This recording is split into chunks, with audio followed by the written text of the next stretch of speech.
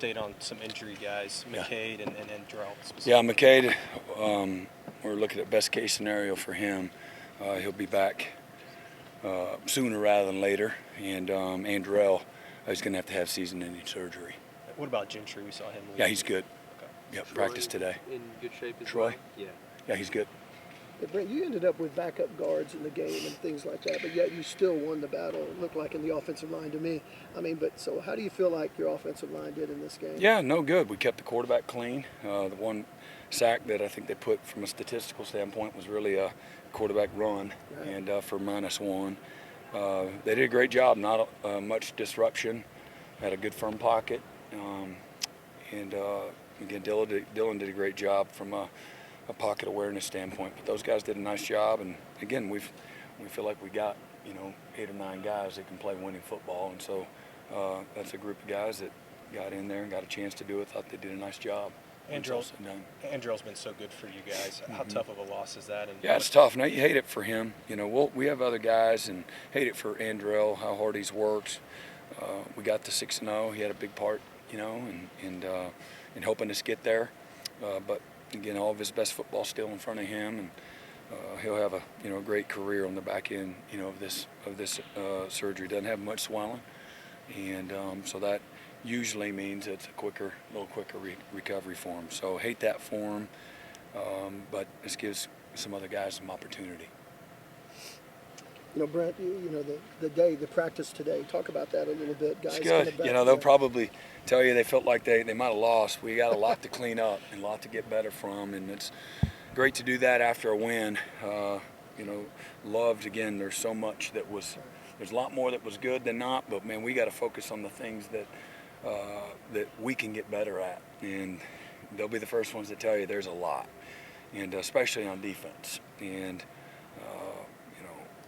all things considered, we had several things. We just had too many busts, too many missed tackles, not enough urgency to execute with the precision and the timeliness that we have to have. We have some guys that haven't played as much, and we've got to do a great job as a coaching staff getting these guys in a position where they can play winning football consistently. And got to develop our depth.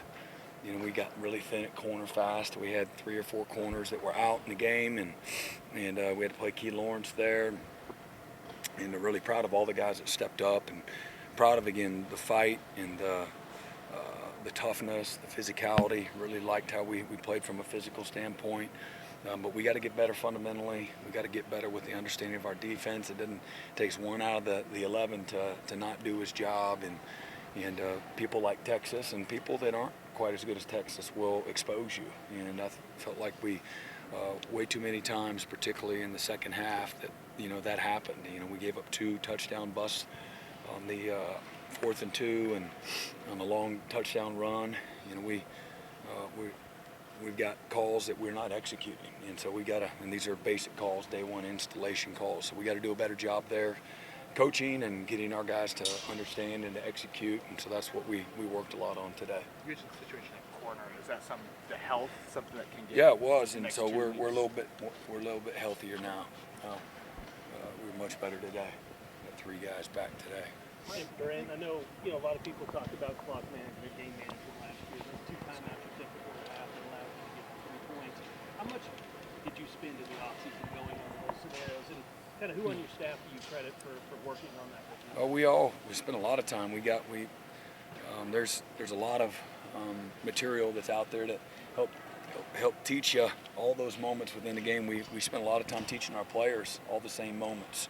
Here's a lot of different scenarios in football, both collegiately and in the professional football, even through now. So we did that all through the spring and the summer, and then even this fall. Try to learn from other people and learn situations. And again, that was something that, you lose 5 games by 1 score, everything matters. And so peeling that back, that was something that helped us this weekend, and managing that the right way. Players play a big part in that. They've got to make stops so that you can do that and utilize. And then offensively with the time, all the situations that we practiced all spring and summer and fall camp, it paid off there just before half, and got us in a good position from a middle late standpoint, and really could have widened that margin. Brent, I think last season when you got to the bye weeks, you were really having to reevaluate some stuff. How is it different this year going into? Yeah, we're a little healthier than what we were. Obviously, we've gone through several players that have had season-ending surgery, but over the last several weeks. But we're in a good position from a health standpoint. Outside the, Mikado, he's got an ankle sprain, and Andrell. So we're better there. A lot more experience, and again, the depth is different. Our confidence and understanding of what we do, everything's different, and so we're in a much better place. Obviously, I think we're bowl eligible. Somebody wanted me to bring that up to the team. I actually didn't bring it up to the team because I'm proud of that they have taken care of business, but this is Oklahoma, and I don't want to. We're not entitled to win, and they're not entitled to be 6-0 every year. But that's the least of our concerns right now. But that's our second goal, is to win that game. And so we've gotten two of our several goals. And again, I want a hungry, committed football team. I love the humility that we had today. We've got great self-awareness. Mismanaged success is a very normal thing when you're in these positions, and so keeping two hands on the wheel, white knuckle, grip with both hands is something that we're really focused on, and counting on the leaders in this team to stay hungry, driven, humble, willing to show up every day and work their butts off and try to get better, because we got a lot that we can get better at, and that's what it's going to take to have the kind of finish that we want to this season. I think the back half of our schedule from top to bottom is much more challenging than what the front, part of our schedule was. And we should have an expectation of improving and getting better, and you do that by just having a great Monday. And I thought our guys had the right mindset, the right humility, and the right focus, to them to be able to do that. Brent, 2 days later, you got any new perspective on the goal line stand? I mean, in the moment, I got on the bus afterwards, and I'm like, y'all understand what we want to build a program on that. And what is that? That's mindset, attitude, physicality, toughness, spot the ball at the one, and we'll put everything on who we are from a DNA standpoint, a standard standpoint on that series right there. And that's should transcend in every part of our program. Belief, toughness, physicality, attitude, all of that. And you don't give them an inch. You don't concede anything. And so, it was, to me, it was the win was really important from a credibility with our guys and moving forward and building the program the right way. But that was a moment that you want to capture, and you don't want that one to slip by.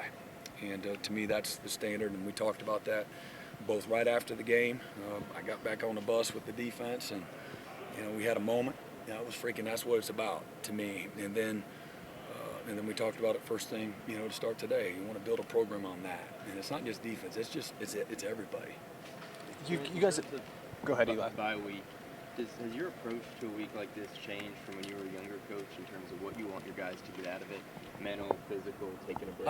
I think years and years ago, you practiced, like it was a game week, and because football's year-round now. Back when I was in college, I had when I was coaching just out of college, I look back, I had some notes from my notebook from Coach Snyder. A couple of weeks back, I was looking through it. It was 1998, and I looked at the summer program, and we were proud. We had like 38 players that they had like 30 workouts for the summer, and summer's like 10 weeks, 30 workouts. You just do the math, and we were proud. Half the team did about 3/4 of those days. So back in the day, people went home, they had jobs, and the accountability wasn't there. You couldn't make them be there. Most guys didn't do summer school, and so everything's changed. And so because of the calendar year, you start sooner, you finish later, and you do keep them on campus year round. You want to be smart about letting them recharge and refocus, renew their mind, their spirit, their bodies. At the same time, get work done fundamentally, scheme, look ahead a little bit. We're going to do a service project tomorrow with the guys, and we're going to make a bunch of bunk beds for foster children here in the state. There's a law that every foster child, in order to stay in a home, has to have their own bed. So we're gonna make over 200 beds tomorrow as a team, and have some fun and give back. And then we're gonna practice Wednesday, and then practice briefly on Thursday, and then give them the weekend off. So much deserved for these guys. You've had so many transfer guys come in and step in right away. What steps went into from evaluating those guys in the portal to getting them to buy in so quickly and also learn what you're trying to teach them? Yeah, I think, identifying obviously our needs, where we needed the most help, and then guys that fit both our scheme and our culture. That's not an easy thing to do because, again, the transfer portal, everything happens really fast, so you don't have as much time to build relationships and find out as much, but we try to use all the resources that we have, and we have a lot, to find out who these young guys were, whether or not, what their roles were, what their positioning on the team was from a leadership standpoint. So we try to find leaders, guys that were accountable, guys that were starters, and maybe something about Oklahoma attracted them. Maybe there was a coaching change. Maybe there was maybe what they were doing scheme-wise, they weren't being utilized as much. Something that would make sense as opposed to we wanted to make sure they came here for the right reasons, that they understood that they come here, this is Oklahoma, and there's going to be competition. They're going to have to earn what they get, and so all those things, those are the intangibles that we really, evaluated. Brent, you talked about after the game, Dylan is one of the, if not the calmest quarterback you've been around in your coaching career. When did you start noticing that? When he got here? Yeah, right away. Really unassuming, but again, he shows up every day. He's the gym rat. He's here early, stays late, and loves ball, loves his teammates. Easygoing guy, but he's always working on his craft. Brent, what was going through your head watching that final touchdown? Well, I was thinking about how much time was on that clock, and so which defense we're going to have to run out there. I had all the confidence in the world we were going to score. Didn't know if we would score a touchdown or not. And obviously I told him, hey, let's go for the touchdown. Don't hold back. There's risk involved with that in regards to turning the ball over and not getting an opportunity to play and doing overtime, but really felt confident in that group. We had actually had the first drive of the second half was outstanding, and then we had like 4 drives that we were just off. And so they got back into a great rhythm right away.